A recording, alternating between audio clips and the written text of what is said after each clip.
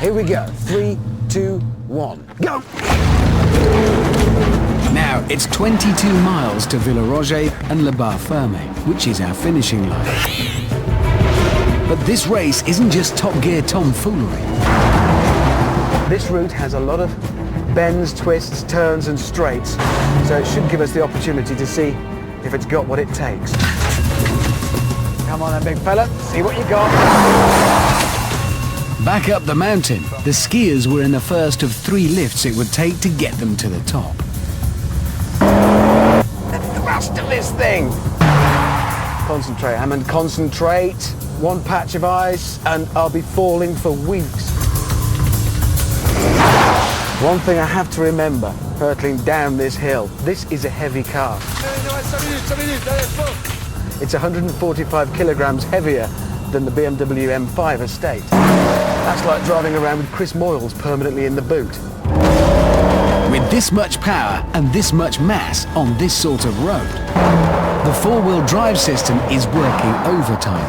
But then in the RS6, it does have help. Nerd moment. It's got very sophisticated suspension.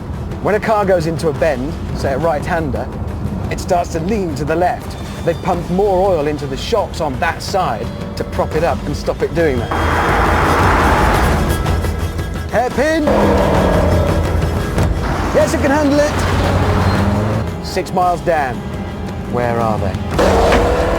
They were still climbing in the cable car, killing time by planning that evening's assault on the chalet girls. There's no combination of words I could put on the back of a postcard. No song that I could sing, but I...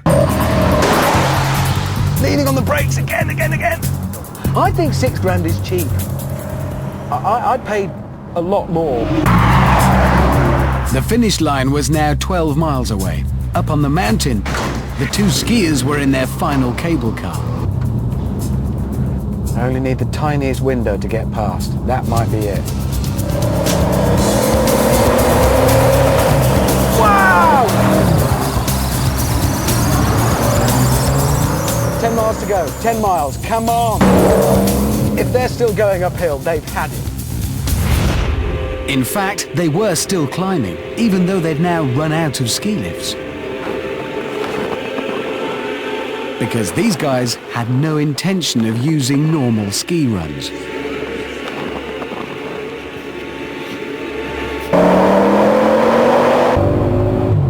Listen to that. With just 5 miles of driving left, the skiers were now at 11,000 feet. Come on. And ready to come down the fast way.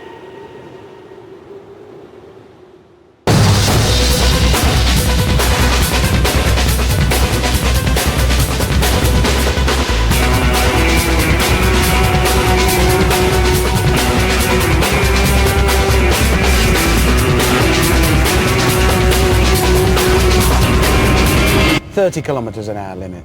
30. Fair enough, it's 10.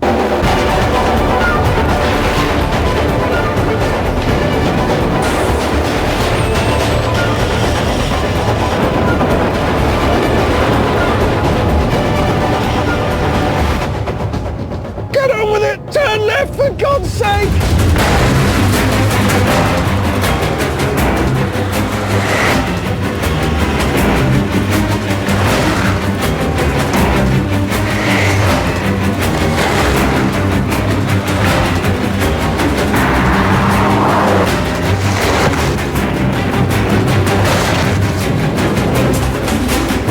The skiers had plummeted 6,000 feet in the time it had taken me to do 2 miles.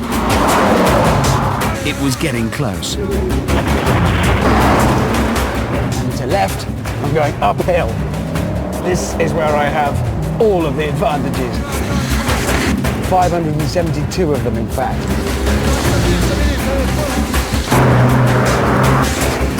Then, with the village in sight, the skiers hit some global warming. I was moments away, but the skiers weren't beaten yet.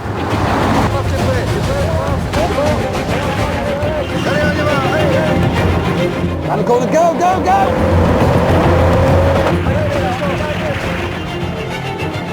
Where do I go? Where do I go? The bar was hidden in a mass of narrow streets.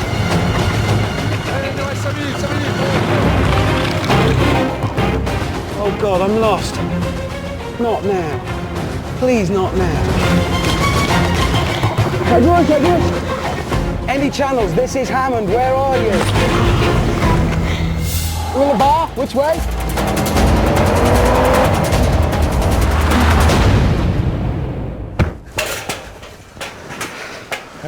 Oh. Well done. Good. Been here long?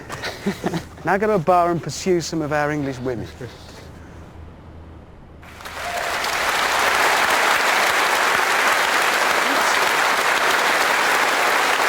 All right. Which is best, the Audi, the Mercedes, or the BMW? James, in your world, I'm guessing none. But on planet Earth, if what you really want is a bonkers estate car, it's the most bonkers of them all. You'd have to have the Audi. Well, you say that, but you just lost that race. Now, that's only because I got lost at the end. If I'd bothered to find out where the bar is before I set off, I'd have won. So, thanks to your incompetence, frankly, we have to conclude that if you want a powerful German estate car, buy two small Frenchmen. Yes.